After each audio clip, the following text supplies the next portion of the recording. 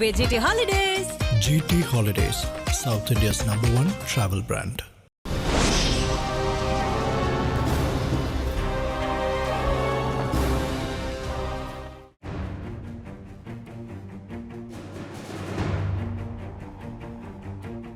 ஈரானின் 2 ராணுவ முக்கியஸ்தர்களை அகற்றிய செய்தியை இஸ்ரேலிய ராணுவம் சற்று முன்னர் வெளியிட்டிருந்தது.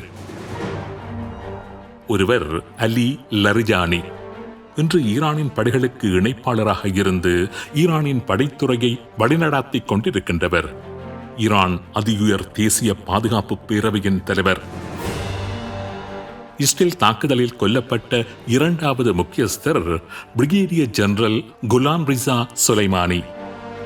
ஈரான் இஸ்லாமிய புரட்சிகர படையினது சிறப்பு பிரிவான பசீத் ஃபோர்ஸின் கட்டளை தளபதி. இன்றைய காலகட்டத்தில் ஈரான் பாதுகாப்பு படைகளினதும் அதனது செயற்பாடுகளினதும் மிக மிக முக்கியமான இலக்குகள்தான் இந்த இருவரும். ஈரானின் அந்த முக்கியஸ்தர்களை அளிப்பதால் ஈரானின் படைப்பலம் ஒன்றும் குறைந்து விடாது. ஈரானின் அடுத்த கட்ட தளபதிகள் இந்த இழப்புகளை ஈடு செய்து விடுவார்கள். இவர்களின் பணிகளை அவர்கள் தொடர்ந்து செய்து கொண்டுதான் இருப்பார்கள். இப்படியான பல கருத்துக்களை நாங்கள் கூறிக்கொள்ளலாம். அப்படி கூறி திருப்திப்பட்டு கொண்டும் இருக்கலாம். ஒரு அளவுக்கு இதுபோன்ற கருத்துக்களில் நியாயங்களும் இருக்கலாம். ஆனாலும் இந்த இருவர் மீதான தாக்குதல்களில் நாம் முக்கியமாக கவனத்தில் எடுத்துக்கொள்ள வேண்டிய ஒரு உண்மை இருக்கின்றது. அதுதான் ஈரானில் இப்பொழுதும் சரி செய்யப்படாமல் இருந்து கொண்டிருக்கின்ற பாதுகாப்பு ஓட்டைகள். தற்பொழுது நடைபெற்றுக் கொண்டிருக்கின்ற யுத்தம் என்பது பண்டைய கால யுத்தம் போல தளபதிகள், சேனாதிபதிகள், பட்டயங்கள், கேடயங்கள் சகிதமாக களமுனைகளுக்கு சென்று நேரடியாக சண்டை செய்கின்ற யுத்தம் அல்ல. இப்பொழுது நடைபெற்றுக் கொண்டிருக்கின்ற யுத்தம் என்பது பாதுகாப்பான நிலக்கீழ் பங்கர்களுக்குள் கட்டளை பீடங்களை அமைத்துக் கொண்டு வரைபடங்களில் கள நிலவரங்களை அவதானித்து தாக்குதல்களை ஒருங்கிணைக்கின்ற ஒரு யுத்தம். இந்த யுத்தங்களில் பிரதான தளபதிகள் பெரும்பாலும் களமுனைகளுக்கு செல்ல மாட்டார்கள்.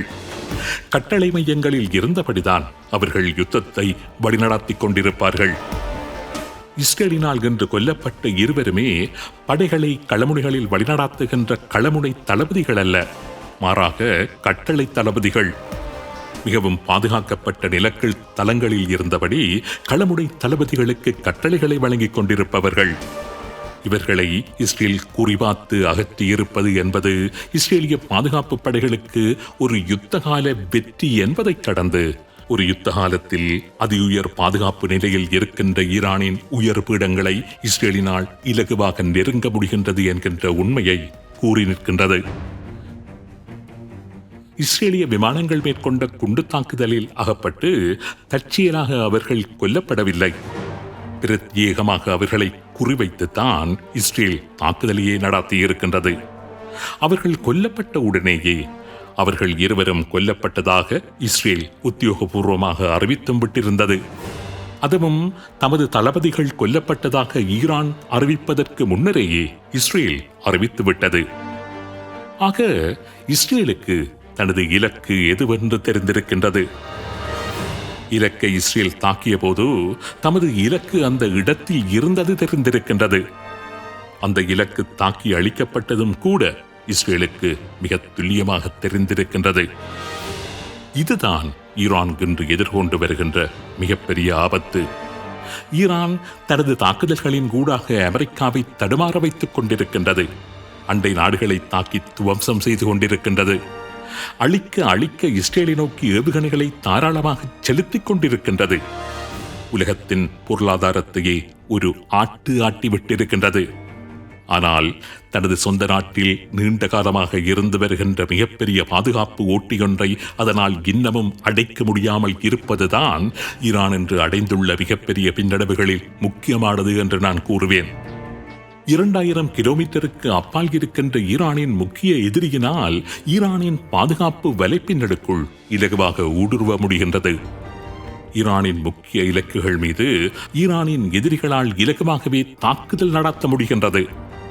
தான் நடாத்திய தாக்குதலின் பலனை அதனால் உடனடியாகவே அறிந்து கொள்ளவும் முடிகின்றது. இது ஈரானின் பாதுகாப்பு வலைப்பின்னலில் இருந்து வருகின்ற மிகப்பெரிய பலவீனத்தையே வெளிக்காண்பிப்பதாக இருக்கின்றது. உண்மையிலேயே இது இன்றைக்கு நேற்றைக்கு நடக்கின்ற காரியமல்ல. கடந்த பல வருடங்களாகவே ஈரானின் அணுவிஞ்ஞானிகள் முதல் ஈரானின் சுப்ரீம் லீடர் வரைக்கும் தான் நினைத்த நபரை நினைத்த இடத்தில் வைத்து நினைத்த மாத்திரத்தில் இஸ்ரேலினால் தாக்குதல் நடத்த முடிந்திருக்கின்றது. ஹமாஸின் அதியுயர் தலைவர் இஸ்மாயில் ஹனியா 2024 ஆண்டு ஜூலை மாதம் 31ஆம் தேதி ஈரானின் தலைநகர் டெஹரானுக்கு ஈரானின் சுப்ரீம் லீடரின் அழைப்பின் பேரில் வந்து ஈரானின் அதியுயர் பாதுகாப்பு நிரம்பிய கட்டடம் ஒன்றில் தங்கியிருந்தார். அவர் தங்க வைக்கப்பட்டிருந்த அறை எது என்று பல ஈரானிய ராணுவ அதிகாரிகளுக்கு கூட அந்த நேரத்தில் தெரிந்திருக்கவில்லை. ஆனால் யாருமே எதிர்பாராத விதமாக அவர் அங்கு வைத்து கொல்லப்பட்டிருக்கின்றார். 2025ஆம் ஆண்டு ஜூன் மாதத்தில் ஆரம்பமான 12 நாள் யுத்தத்தில் ஈரானின் சுமார் 30 முக்கிய தளபதிகள் ஈரானில் வைத்தே கொல்லப்பட்டிருக்கின்றார்கள். இஸ்லாமிய புரட்சிகர படைப்பிரிவின் கமாண்டர் இன் சீஃப், ஈரான் ராணுவத்தின் சீஃப் ஆஃப் ஸ்டாஃப், இஸ்லாமிய புரட்சிகர பாதுகாப்பு படைப்பிரிவின் ஏரோஸ்பேஸ் போர்ஸின் commander, Khatam al Anbiya central ஹெட் குவார்ட்டர்ஸின் senior commander, IRGC air defence யூனிட்டின் கமாண்டர், IRGC ட்ரோன் யூனிட்டின் கமாண்டர், ஈரானிய ராணுவத்தின் டெப்யூட்டி கமாண்டர் என்று ஈரானின் அத்தனை படைகளினதும் தாக்குதல் தளபதிகள் அன்றைய தினம் கொத்தாக கொல்லப்பட்டிருந்தார்கள். இப்பொழுது நடைபெற்று வருகின்ற இந்த யுத்தத்தின் முதலாவது நாளில் கூட ஈரான் படைத்துறையின் அத்தனை தளபதிகளும் கொல்லப்பட்டிருந்தார்கள். ஈரானின் சுப்ரீம் லீடர் கூட கொல்லப்பட்டிருந்தார். ஆனால் இத்தனை நடந்தும் இன்று வரை ஈரானில் இருந்து வருகின்ற அந்த பாதுகாப்பு ஓட்டையை ஈரானினால் அடைக்க முடியவில்லை.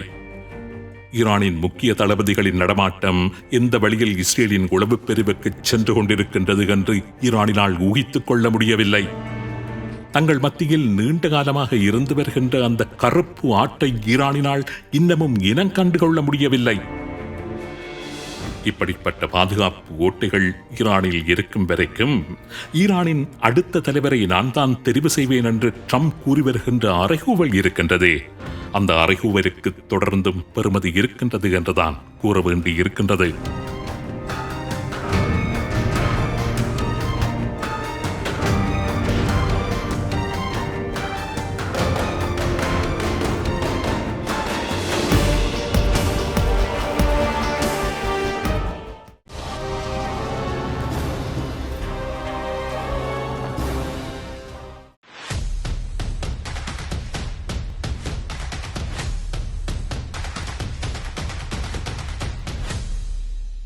GT Holidays. GT Holidays, South India's #1 travel brand.